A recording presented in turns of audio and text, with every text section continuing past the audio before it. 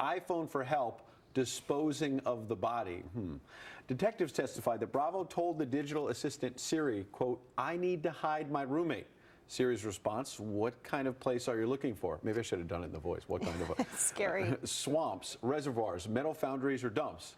Joining me now, Anahita Sedaghatfar, a criminal defense attorney, and Brian Silver, a former prosecutor. I think I have to start with the prosecutor. Is this about the easiest case you could prosecute? I mean, if it's on Siri, walk me through the prosecution. Is he toast or what? Listen, you know, not to make light of it. Anahita, what about it? You're a defense attorney. How do you defend this guy?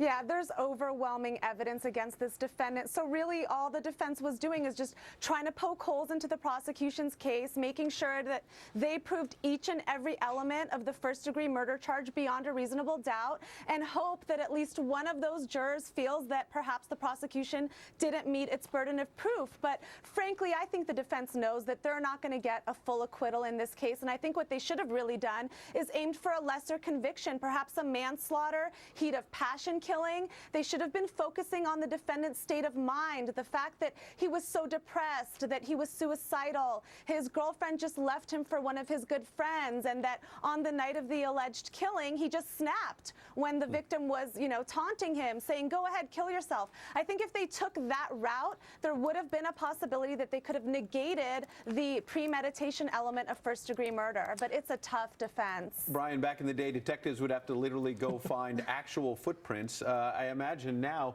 digital footprints are left all around. Maybe not dumb enough to call Siri for help in disposing of body, but in terms of, you know, text messages, emails, people put things in there that might come back to haunt them in a prosecution.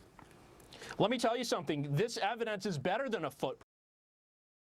Guess what? In this case, it's going to result in a conviction. Anahita, be honest with me now. If you had to defend this guy and they had this overwhelming evidence, would you go into court and on the way in just call Siri and say, "How do I defend this guy?"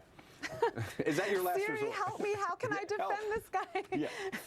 I think I would have to. I mean, I think the only hope that the defense has at this point, they need to decide whether or not the defendant is going to testify. And it is a really risky thing to do. But when you have such overwhelming evidence like you do in this case, I think if anything, he should take the stand and just hope that he can humanize himself in front of the jurors, perhaps get sympathy. Maybe there's a mother on the jury, a father, somebody that can somehow relate to him and possibly not convict him of first-degree murder. But if I had Siri, I would definitely rely on Siri in this trial because it is a tough one. Might be your only hope. I'm not sure he's going to get a lot of sympathy. Good idea on your part. I'm not sure he's going to get sympathy. Thanks so much for the discussion. Anahita Sedaghatfar, criminal defense attorney, as well as Brian Silver. We appreciate your time today. Thank you. I'm eyeing your iPhone right here that Ed has.